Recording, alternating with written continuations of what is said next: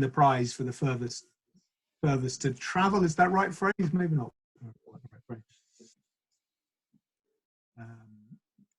So yeah, we're just giving a couple of minutes for people to sign up, as it's still ticking over pretty quick, the participant numbers.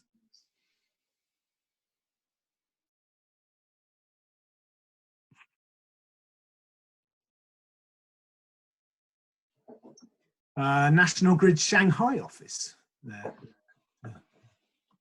Fintan, so yeah. We have one of them. You're going big in China today. There you go. CPRE, welcome. Low Carbon Hub in Oxfordshire. Baskia. Okay, we're 5 minutes in. We're past the 250 participants, so I think we will make a start. Do carry on feeling free to use the chat function, but we will be using the Q&A function to sort of raise more specific questions. So, Rach, if you could switch to full view, that'd be great. Making sure I can see the Q&A. Well, good afternoon, everyone, to all 262 of you so far. Thank you very much for joining us at this first of Regen's new series of Leading the Energy Transition webinar interview series. I'm here with Fintan Slye, Director of National Grid Electricity System Operator. So thank you very much to Fintan for taking part in this first of these sessions. So I'm Merlin Hyman, I'm the exec of Regen, and I'll be sort of conducting the interview if you like. I'm broadcasting from my house in Bath. So I've gone with the traditional, I believe now, books in the background. As the, I'm looking at them on the screen now, I realise they're not actually very tidy. I don't know what that says about me psychologically. If that distresses any of you who have a particular book organisation obsession, then sorry, you'll just have to live with that. So, as I said, this is the first in the series of of interviews on some of the big challenges and big issues in the energy transition. Our next interview is going to be with Nigel, who rejoices in the title of High Level Climate Action Champion, and that's going to be more about the kind of the international climate change process, and perhaps how that process and COP26 and that kind of thing impacts on sustainable energy. You can contribute today, as I've mentioned, through the chat function and through the asking through the Q&A process, and we'll be coming back to that sort of later on in the session. Okay, so let's start. I guess in terms of thinking the introduction, I think one of the biggest questions and challenges to a low carbon system, a zero carbon electricity system, the rise of renewable power has not been, can we generate a lot of power from wind and solar? It's been, can we make the system stack up? Can we run a reliable and effective electricity system with lots and lots of low carbon, zero carbon technologies? So in that context, the pledge by the UK system operator, by Fintan, to be able to run a zero carbon energy system by 2025 was, I think, a real moment of significant moment in our zero carbon journey, and significant moment of leadership, and that's something we said at the time. So we're looking forward to exploring that a little bit more with Fintan today. So welcome, Fintan. Thanks very much for joining us. Where are you based today? Where are you broadcasting from? So I'm from a little room in my house in Wokingham. So I'm not far from the control centre in Wokingham, but based at home now for the last, whatever, 6 weeks or whatever. Excellent, excellent. Okay, I think just a bit of background. Your last job was running the system operator in Ireland, I believe. That's right. Yeah, I was in Airbridge. Yeah. Okay, so this is clearly kind of you've developed your career in running system operators. What kind of brought you to that area? What sort of took you into that system operation career? So I suppose it started back in, I did an engineering degree in university and did a master's, which was sponsored by ESB, which are the vertically integrated incumbent electricity utility in Ireland. And they sponsored me to, it was all around artificial intelligence, using artificial intelligence for black starting power systems. And so I sort of moved through, did that, and then went on to work for them for a good number of years, doing a range of things from promoting combined heat and power plants around Europe to working on shift in the control center in Ireland to developing market-based rules. And I worked in the US for a while as well, where we were looking to set up a new regional transmission organization in the southeastern United States, sort of covering the panhandle of Florida to New Orleans to the Tennessee border and Savannah on the coast, that whole area. And when I came back from that, I then decided I needed to do something different, that I should try and do something different. So I worked for McKinsey for a while. So based out of the Dublin office, but spent a lot of time in the UK working on actually all things except electricity for a number of years, which was a great experience. And then I went back to work for EirGrid had been established as a sort of standalone system operator at that point. And the guy who was running it, I had worked for before and admired hugely as a leader. So I went back, worked for him as director of operations. He retired then, and then I got the role as chief executive. So that was sort of my career in Ireland at that point. Any major challenges from differences, I say, from Ireland to the UK? I mean, so I think both are sort of standalone synchronous systems. So a lot of the challenges around integrating renewables are at the core of what system operators are facing across the two jurisdictions. I think the difference I saw was that in Ireland, it's a much smaller system. So it's about 10% of the size of the UK system in sort of very broad terms. And what we saw in Ireland was that because it was smaller, it saw some of the technical challenges emerge sooner. And when I was there, we initiated this program called DS3, which was all around integrating renewables. And in Ireland at the time was largely onshore wind onto the system. And could you get progressively from 50% up to 75% to wind. Step over to the UK then, and you see facing challenges. So not only do you have wind, it's predominantly offshore, not onshore, and you also have a huge amount of solar. And I think one of the things, one of the big differences in the UK was that markets are much more deep and liquid, and therefore used to solve system operation problems, much more so than in Ireland, where a lot of the time you fall back on regulatory solutions because the market just isn't big enough to get a competitive price for frequency response. You just can't do it in a smaller market. Okay, and how does it feel to be the person who's responsible for the lights when the lights go out, Fintan? Or how did it feel, perhaps I should So it doesn't feel great, right? So I mean, I've been around system operation for a long time, and I do it because I love it, and because it is a job that has, I believe, just a huge sense of purpose that goes with it. And you know, that was one of the things that attracted me to National Grid, was the sense of purpose that the organization itself had. And you know, that is something that, you know, inherently attractive. But you know, it does come with also, you know, when things don't go well, you feel a huge sense of responsibility and obligation to fix it and make it right. And I think that's, you know, but that's part of the attraction of the role. Okay, and we were chatting before about the kind of current situation. There's already a question coming in about the, you know, not an increase in demand, but a decrease in demand, and how much pressure that's been putting on the system. So it's as that proposed real challenges for the ESO the last kind of few weeks. It has. I mean, I think what we've seen is demand has dropped off by 20% from what we would have expected in a pre-COVID world, and what that has done is it has meant that some of those core challenges that we were looking to solve out to 2025 have sort of manifested themselves sooner. The easiest way to explain it is that, you know, on certain days we will have inherent demand on the system of say 22, 23 gigawatts. Now, about 8-9 gigawatts of that may be met by embedded generation. So for 8 days last August, we had over 8 gigawatts of embedded solar alone on the system.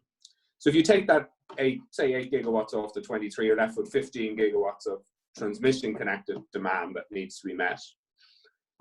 10 gigawatts of that could be offshore wind, and that leaves the other 5 being nuclear power generation. And the reality is that at the moment, we don't have the capability to have all of the necessary frequency response, reserve, and inertia on the system with that profile of generation. And therefore, what we end up doing is constraining off some of the wind to bring on some flexible generation. And you mentioned earlier around that ambition we have for 2025. So central to all of that is solving those inertia, reserve, and response problems in such a way that we can configure the system in order to manage it safely. No, I mean, this has been described by some commentators as a kind of glimpse of the future. And I was just looking at your app. Obviously, you'll be pleased to see it. Safely say, 70 carbon generation. But it's interesting, if you look in your down into the detailed map, you've got the north of Scotland as the current carbon intensity 0, 93% wind, 7% water, hydro, I guess, according to your. So in a sense, you already are running a zero carbon system in some areas of the country, at least under. Is that the future that you're seeing? Yeah, and the challenge is to do it across the entire synchronous system of Great Britain. So that is the challenge, to do that on across the entire synchronous system, and that means that some of the things that we need to do in order to ensure that we can manage that are things like procuring inertia as a service. So earlier this year, we awarded contracts, over £300 million worth of contracts for inertia without the megawatt. So that will provide core stability to the system. And that will come on over the course of 22, 23, and 24 as we sort of build up that capability to manage the system at zero carbon. But you could see, I mean, the future that we see by 2025 is that you'll have some nuclear on, you may have some nuclear, you'll have some offshore wind, you'll have some embedded solar, you'll have some pumped hydro, you'll have interconnectors, you might have some biomass, you'll have some pump storage as well. And that all of that, combined with procuring inertia and reserve in different ways, will enable the system to be stable and secure and deliver the world-class levels of reliability that society and the economy have come to depend on in the UK. Okay, just on the short-term issue, there's been quite a lot of publicity about new powers to turn off embedded generation. As I understand, you have a kind of new paid-for service and also reserve powers to construct embedded wind to turn off. Maybe just clarify that. I think it has caused a little bit of concern in the decentralized generation community that their business models are probably going to go up in the air, and that they certainly won't be earning income that they were expecting, and their business models are based on. Yeah.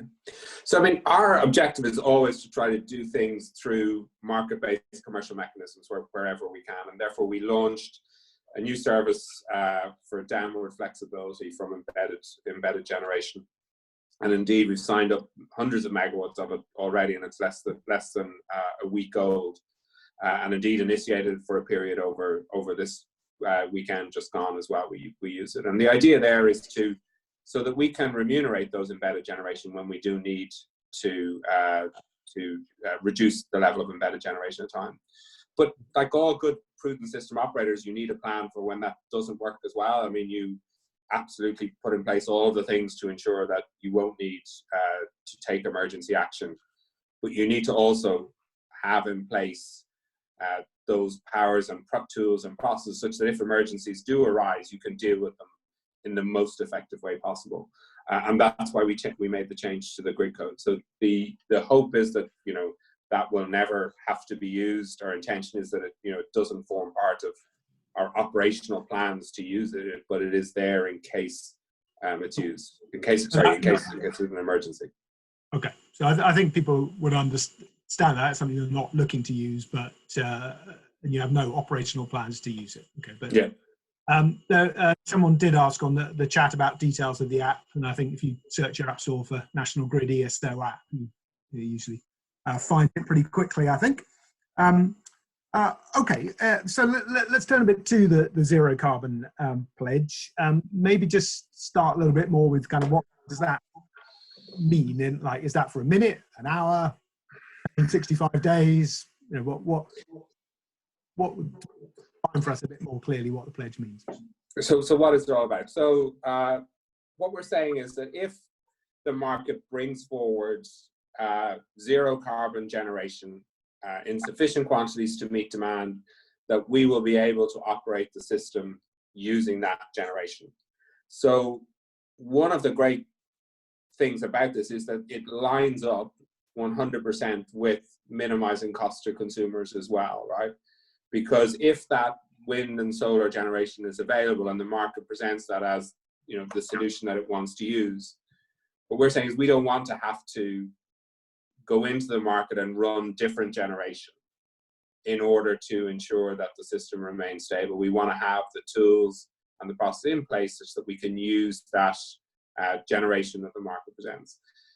I think the reality is that with the amounts of generation that will be available on the system, it will emerge probably in the same way that no coal running emerged. So first of all, there was an hour, you know, then it went to a day.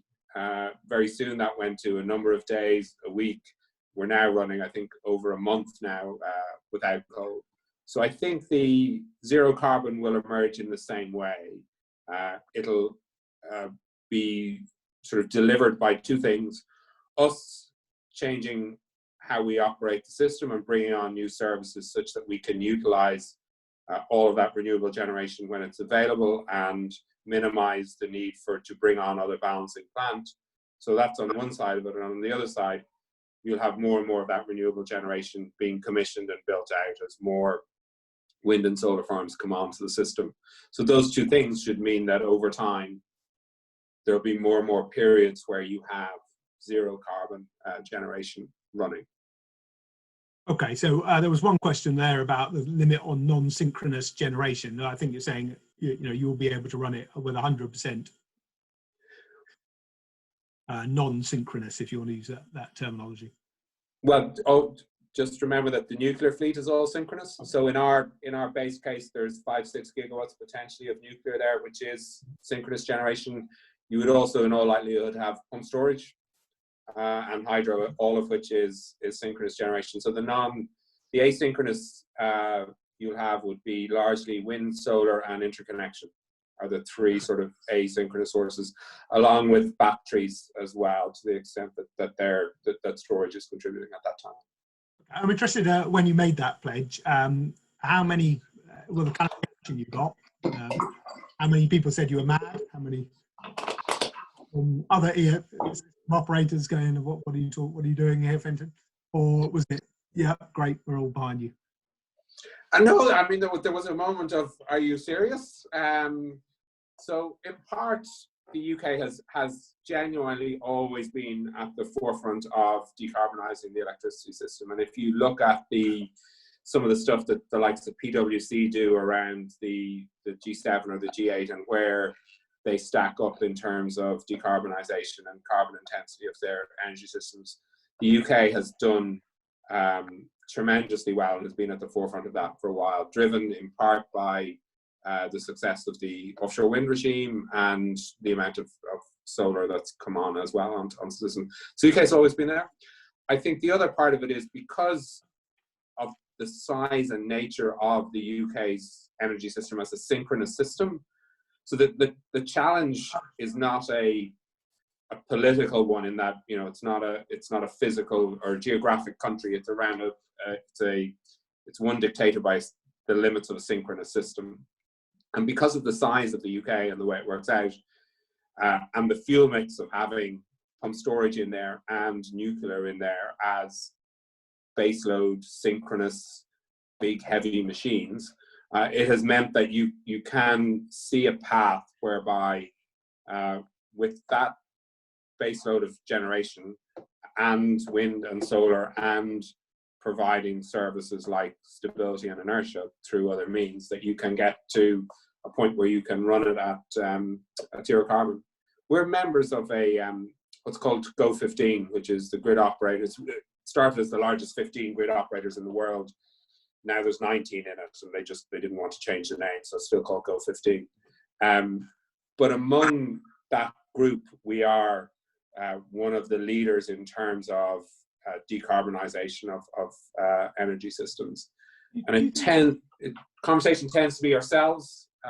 Australia has a whole set of different challenges, but all associated with that. And California as well, while not a synchronous system, does have a range of challenges. And quite a lot of the conversations among that group of TSOs are around those three: ourselves, the Australians, and the Californians, sharing our learnings and experience with the other TSOs around the world. What do you think? Have you been, I suppose, have you been surprised by how fast we've moved to kind of low carbon generation, renewables, how successful yourselves and system operators generally have been adapting to that? And does that give us any sort of lessons in how, you know, when we're looking at a challenge as big as zero carbon, climate change, what can seem like impossible changes and tractable problems, you know, how we approach them, the kind of spirit, the approach, the confidence, the way we approach those kind of challenges? Because I suppose looking around, when we think of climate change, scale of the challenge, the transformation of electricity, particularly perhaps in this country, is perhaps one of those real sort of beacons of hope that we can make really dramatic changes in fairly short order time. Yeah, and we have been hugely successful in transforming the electricity system. I think, you know, we shouldn't forget that there's a ways to go, and we need to get there. And I think there's, you know, that undoubtedly provides an opportunity to help decarbonize other sectors. You think immediately of transport and the use of EVs, and, you know, properly integrating those two sectors together gives you the opportunity to decarbonize that. But there's still some really big, you know, big hairy problems in the whole net zero space. You only have to think about, you know, in the UK particularly, how do you decarbonize heat? So 80% of homes are heated with natural gas. You know, that is boilers in people's houses. Has been incredibly reliable, incredibly efficient. How do you think about decarbonising that? And the housing stock is so varied across the country as well in terms of energy efficiency, etc. So, in terms of your big, so come back to the heat one question, very helpful one, but just in terms of system operation, your biggest concern with meeting, say, the 2025 target? I mean, you've touched on a few things already: inertia, response, reserve, frequency. Is there something you'd pick out as the thing that's the biggest, hairiest problem?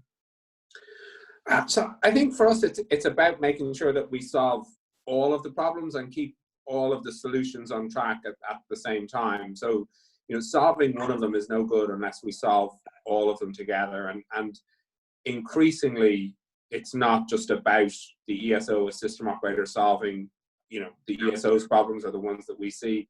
Increasingly, it's about whole system thinking and working collaboratively with our distribution colleagues around how do things work across the transmission distribution boundary, and indeed how do assets or resources connected to the distribution network play in both distribution markets for potentially relieving congestion on distribution networks or flexibility there, and play in national markets that the ESO might have. So I think making sure that we solve all of the problems and do it in a joined up way across not just the system operator, but also the other parties across the industry that need to be joined up, and continue to move the thing at pace.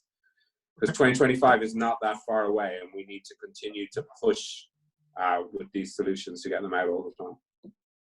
Okay, so just you mentioned heat. Just thinking about some of the big changes and challenges coming up. I mean, we've obviously seen a huge amount of decentralized generation. Some of our analysis we've done recently on the pipeline of decentralized generation shows over 7 gigawatts of solar with grid connection agreements, and about 14 gigawatts of onshore wind with grid connection agreements, and some of that might be able to get away with the business model without government subsidies, but there is also next round of CFDs for those projects now coming up next year. So, odds are we could see some really continue the sort of the growth of decentralized generation kind of restart after a quieter period. So does that give you concerns particularly, or are you feeling confident about that? I mean, I think our view is that the future won't be will be a mixture of decentralized and centralized generation, and the ability to be able to understand what's happening at all levels of the system will be increasingly important. But fortunately, alongside all of those developments, you have huge leaps forward, both in terms of communications technology, IT platforms, big data, and analytics to allow you to actually use all of that and make sense of it all. So I think I agree we're going to see continued rise of decentralized generation to some extent.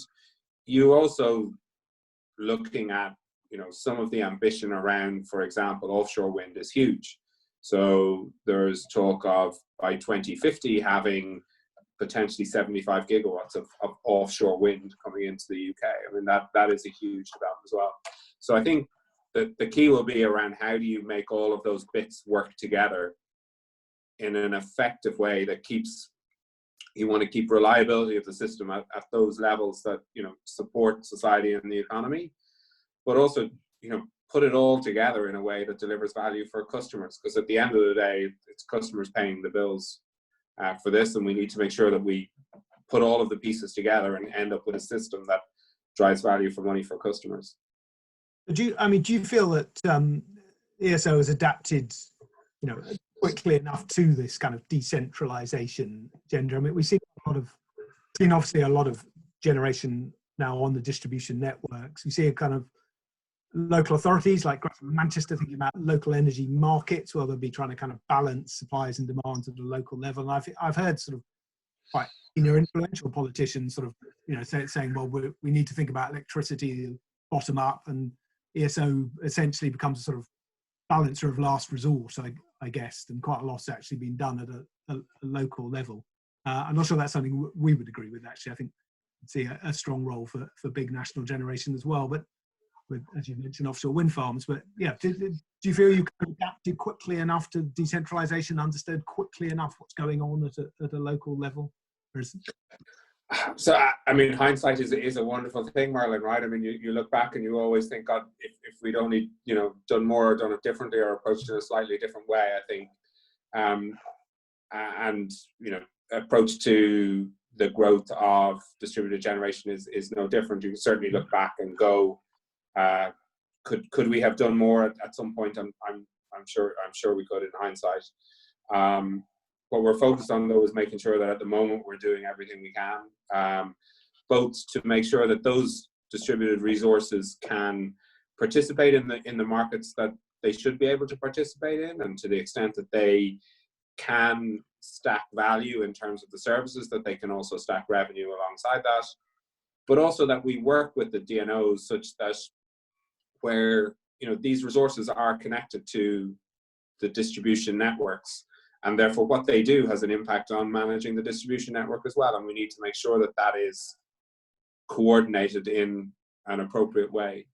I mean, one of my best, or one of the things that gave me most heart in all of this was that Centrica, through the year, I think it was the end of last year, managed to sign up on a commercial tariff some domestic water heaters that they aggregated up into a product that they bid into the VM. So, I mean, that right down to that level, the ability to do those things. But, I mean, we continue to work with a lot of the aggregators and the flexibility platforms that are out there to see how we can, work more effectively with them to promote that. Okay, so about distributed generation, you mentioned transport and electric, government mandated switch to electrification of transport. I guess there's been some, when you think about the enormous logistics supply chain to get oil out of the ground, and through the Straits of Hormuz or wherever it comes to, and refined into our petrol stations, and we're taking all of that and putting it onto that you control. How much is that? Is that the general mood music seems to be kind of, that's fine, we can cope with that. Is that the way you're feeling? So all of the analysis that we did to support our future energy scenarios and our work with the EV task force that the government set up and all that would certainly suggest that if you do this in a way that is joined up and integrated, that actually it can help you manage the system in a more cost-effective way. So this is through things like smart charging, use of data analytics to support it, that you can certainly manage it, and it doesn't become, I think, several years ago there was a narrative around, connecting EVs could lead to huge spikes in the overall peak demand in the country, and etc. But I think communications technology, IT, big data, all of that has come along to the point where if you can join all of that up, you can make actually the whole thing work in a much, much better way together. Okay, so broadly, we're all right with EVs. You mentioned heat as a big hairy problem, and I think was it about 4 times peak amount of energy going into people's homes at peak time to heat is something like 4 times what the electricity system currently delivers. It's a very peaky system, isn't it? And there's a huge amount of energy at times. Yes, yeah. The stat I have is that 3 times as much energy flows through the gas system as the electricity system.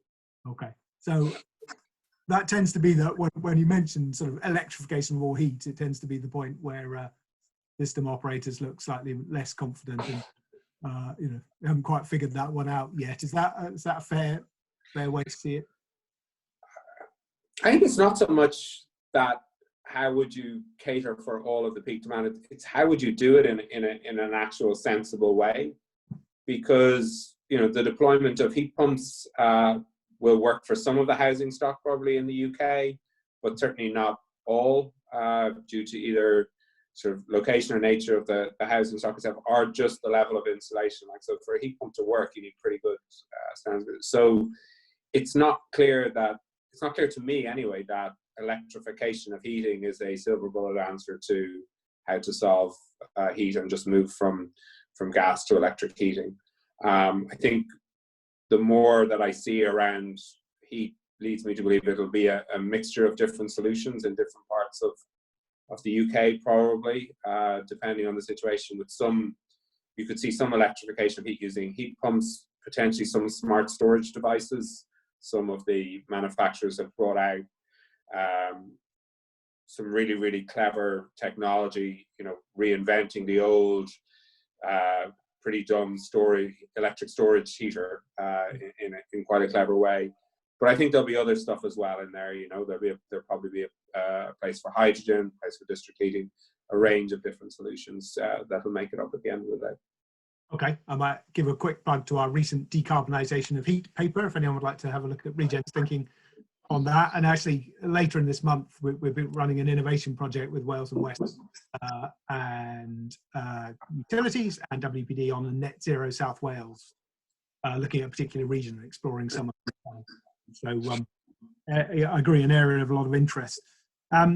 Okay, so one of your overall aims, we talked about decarbonisation a lot, is markets everywhere. You covered that again today. I mean, if I'm an investor thinking about, what services can I supply the ESO, and what are all these markets everywhere going to be? Where's the big demand going to be? What sort of services should I be thinking of? Can you give people any insights or as to where to put where the big demand, where the market will be? Yeah, so I think undoubtedly the market around stability and inertia will grow. So we did the phase 1 tender and Pathfinder results, and I said I think there was over 320 million pounds worth of tenders awarded in there, and certainly we see that market continuing to grow. We're continuing to look at sort of reserve and response markets as well, and have flagged a dynamic containment product that will come out later this year, probably a little bit later than we would have hoped with everything that happened with COVID-19. We've had to reprioritize a few things, but certainly we're looking at that whole reserve and response market as well, and how we best address it. And we'll also have other, so maybe stepping back, our competition everywhere approach to stuff is around balancing services. So we want anything that we procure in that space to be as competitive as possible. So we look to make the markets that we have more competitive. We look where there's stuff that currently goes on bilateral contracts, we look to put out to tenders. We're pushing all of that. At the same time, we're pushing our NOAA process, our network options assessment process, to look increasingly at all non-network solutions to network problems. So where traditionally you would have just built another transmission line or another network solution, we're increasingly looking at non-network solutions to solve it, which could be distribution level, it could be potentially putting in batteries, or some other type of solution. So looking at non-network solutions. And then go on, Margaret. No, the final one I was just going to add was the other one that we have is, of course, onshore competition. So what's called CATO, Competitive Appointed Transmission Owner regime, which had been sort of progressing at pace up until Brexit kind of took over the entire legislative and policy agenda for a while. But as probably most people on the webinar are aware, Ofgem have asked us to look at developing what a CATO regime could look like. And so we have a project running to do that. We reported back to Ofgem at the end of last year, and the project runs until February next year. And there's extensive engagement going on around industry around that. And that's all around how do you get competition into that transmission space as well. So across all of those dimensions, we're looking to push competition as the answer instead of, you know, either default contracts or other arrangements. Okay, and we talked about kind of new technologies, and there's been, I think, a kind of a question mark, I guess, about whether new flexible technologies, storage, demand side response, you know, how easy is it for them to compete in some of these markets in something. So I was on a webinar with Bayes the other day, and they quoted the balancing mechanism as nearly 20,000 gigawatt hours, of which just 32 gigawatt hours came from. So that was the total volume offered in that market, of which just 32 out of 20,000 came from flex technologies. And Bridgend runs the electricity storage network, and there's definitely some people feeling like that whilst things are changing, it's still hard to get your aggregated small-scale technology into that system that the ESO is used to, the kind of big, you know, the big storage or the big synchronous generators, and it is slow to switch to using these new tech. So it's not so much that the market's there or they can't compete. It's just it's just not simple and easy enough to engage. Do you recognise that? Do you think that's something that's changing? So I suppose I recognise a bit that it's you know, the market mechanisms and market setup is complicated by its nature. You're absolutely right. We are putting a huge amount of effort into trying to make sure that all of those smaller BMUs do get access, do get called upon by the control center, do get used in the BM as often as is appropriate based on the prices that they've submitted. We had a distributed energy desk in at the start to build confidence and experience around the shift teams. You know, we've built on that by trying to make sure that they are continually aware of the small BMUs that are there, and also working to make the market arrangements and market mechanisms simpler and easier to join. We had the first virtual lead party register 2-3 weeks ago. There's a few more in the pipeline there as well. So I think innovations like that will help it transition and get more and more of those smaller units in. Okay, one of those things about those smaller units is they tend to be low carbon themselves, and I guess a lot of flex services provided at the moment are actually the kind of high carbon technologies. And I guess if we are moving to this smart, flexible, zero carbon future, then we're going to have to shift towards that in flex as well as a sort of more baseload generation. And just looking at that same kind of chart from a Bayes webinar on smart systems, there was a kind of they went through all the different markets and said carbon impact, and the balancing mechanism example has a sort of question mark in it. So at the moment, there's no clarity or transparency about carbon emissions of the technologies providing those flex services. Is that something you think that the ESO will move to, should be moving to? I think as a general point, we should be looking for more transparency across all of the markets. So as a general point, I think that's right, to the extent that we can.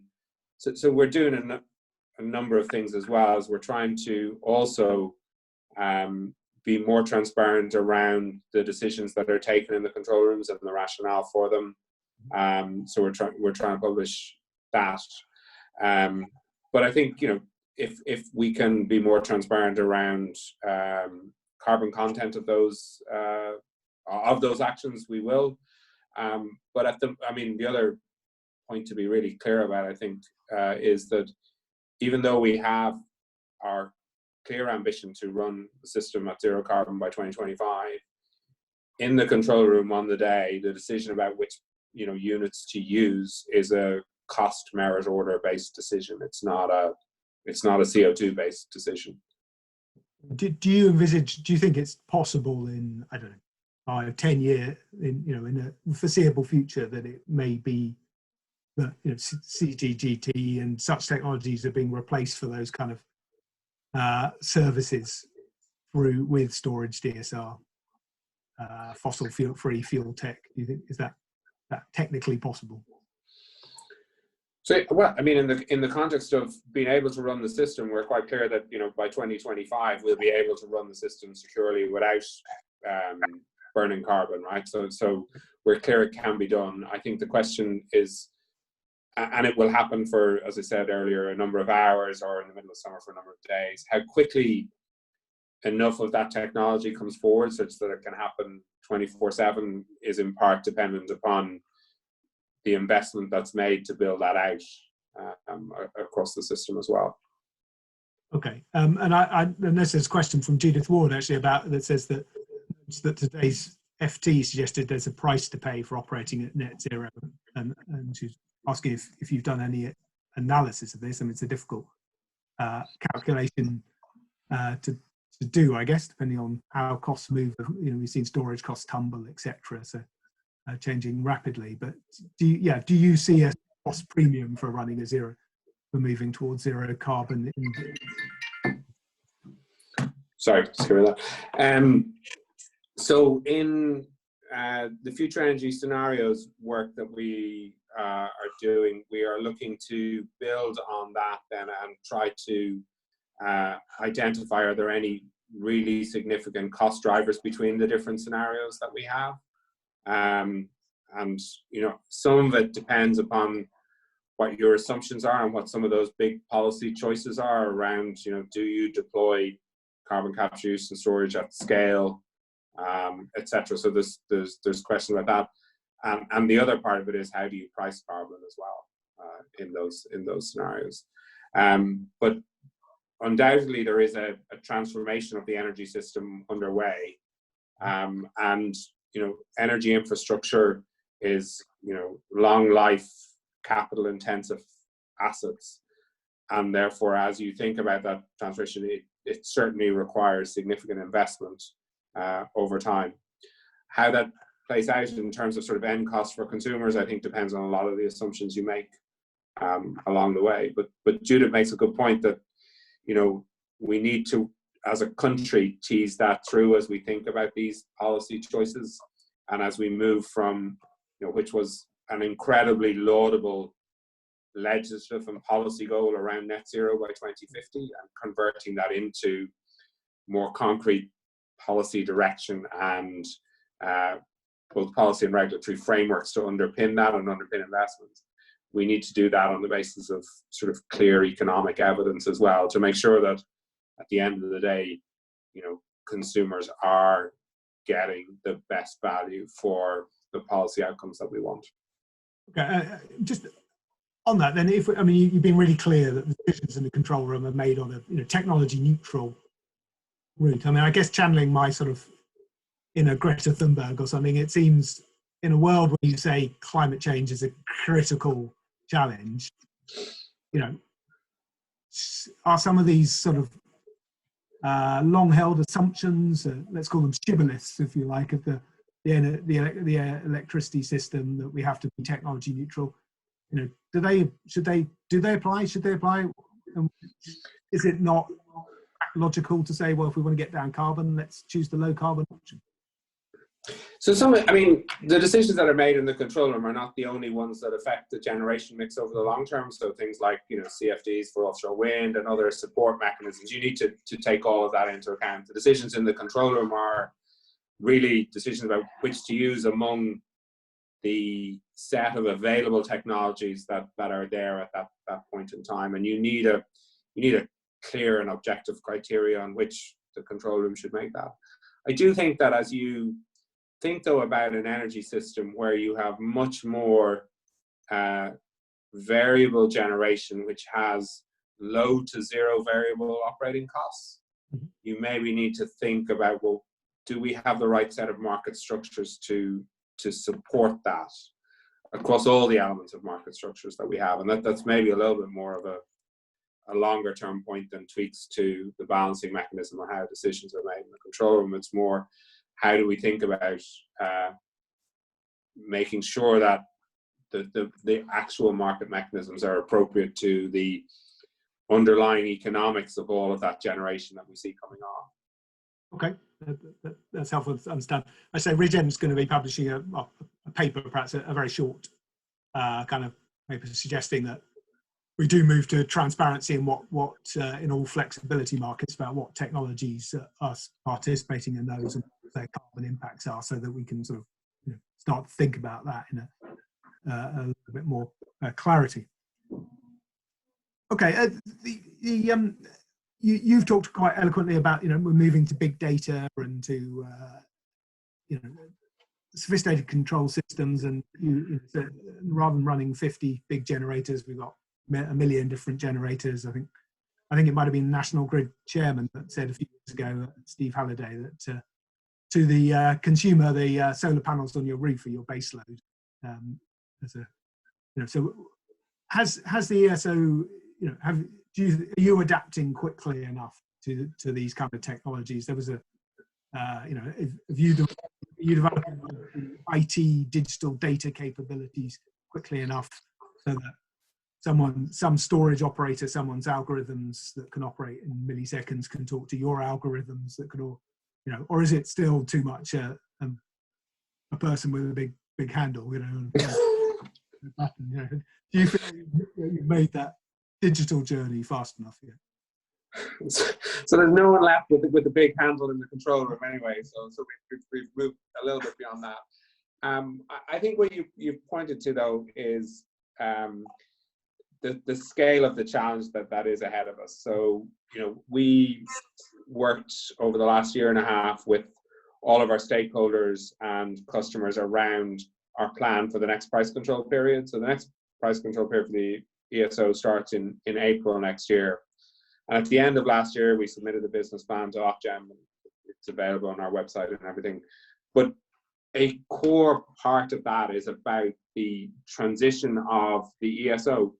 And effectively, the ESO is moving from being part of a large traditional asset-heavy utility, the National Grid electricity transmission owner, to a legally separate business, which will become much more of a digital and data and customer business than a traditional utility business. And how you think about, you know, a digital data customer-centric business like that is very different to how you think about a more traditional asset heavy utility business. And that transition, both in terms of approach, inherent capabilities within the business, and the technology layer to support that, is absolutely central to our business plan for the next period. So building up that transformation of the business, the change out of the IT architecture, and a much more agile approach to the deployment of new solutions is absolutely central to that. Excellent. Okay. I think coming towards the end, is there an audience which is still 260 participants? So we've managed to keep most of them on. We haven't only lost 20 or 30, so let's count that as a success, I think. Any last kind of guidance? It's mainly a sustainable energy industry, probably quite a lot of flexibility providers, storage providers, small scale community energy, as well as some big players as well. Any other kind of last thoughts you have about that, the transition, that, you know, what you would like to see coming from them? Like how can they help you and work together to meet the kind of goals you set, and of course the overall national goals? So I think overwhelmingly for me, it's just about, you know, continuing to work with us, where we're not doing things that you think we should, to share that with us. Where we do something well, you know, share that with us too. But we are not going to solve any of the issues. We're not going to get to 2025 by just the ESO solving the ESO's problems. We're only going to do it by working in collaboration with all of the people who are on this webinar today. And it is incredibly important to us that you work with us to ensure that together we can meet this goal. So that, I mean, that is my plea, is to work with us and to be open with us through this next period. Excellent. Okay, we're just going to finish with the poll. I'm afraid we've asked a fairly blunt question, Fintan, which is the wisdom of the crowds. So here we go. You've heard from Fintan for half an hour. So has he convinced you that National Grid ESO will be able to achieve its goal to be able to run a zero carbon electricity system by 2025? I think that's live now for you to vote on. So just interesting to kind of get a sense of how people see this. It's a bit of a blunt instrument to a question, but and I saw you wouldn't let me vote either, which was a bit disappointing. No cheating here. Okay, that appears to be our. I don't know if it's still moving. Still, it looks like that's the final vote, and it's 54%. You've convinced them, Fintan. So I think that's pretty high. Excellent. Only 17% no, and 30% not sure, which is probably signals how complicated the job is. So yeah, okay. I mean, I think that's interesting. Perhaps reflects what they've heard from yourself, but also the confidence that we started to gain in how rapid change in technology we can see, and when we put our minds to something, what the sort of what we can achieve. So on that note, I'm going to bring us to an end. I promised we'd finish at 5. Just briefly to say that before, this is the first of a series of sessions on leading the energy transformation, and Nigel Topping, high-level climate action champion, who's kind of split, kind of working for both central government, the UK government, and the UN. Will be our next presenter, and talk. We've already today with Fintan explored some of those kind of zero carbon issues and looking at international climate policy and its impact on sustainable energy. We'll be sending out some more details about that shortly. Regen's mission is really all about accelerating the transformation of the energy system. So those are the issues we want to focus on, and we want to use these sessions to help us kind of flesh out some of the big challenges, some of the big issues, and as we start to come out of the kind of current circumstances and hopefully and think about our economic stimulus, etc., and perhaps gather some ideas and thoughts as to what kind of directions we should be pointing, what some of the key opportunities are to grapple with the zero carbon challenge. And climate change. So that's coming up. I think it only remains for me to thank Fintan very much for joining us, for his very open, engaging responses. For congratulations on winning in terms of the poll, in terms of the majority of people you convinced. To thank everyone for putting in all their comments and questions. Apologies, we can't sort of take everyone. There was, as I say, something like 300 people participating, but hopefully we've managed to touch at least on most of the issues that you guys were raising. And finally, to wish you all, well, I would normally after an event wish you all a safe journey home, but safe journey from your armchair to your kitchen, maybe. More generally, of course, you know, hope that you and your family are all safe and well at the moment. Thank you all for participating. Thanks, Fintan, again, and we shall see you soon. Yeah. Bye-bye. Thank you.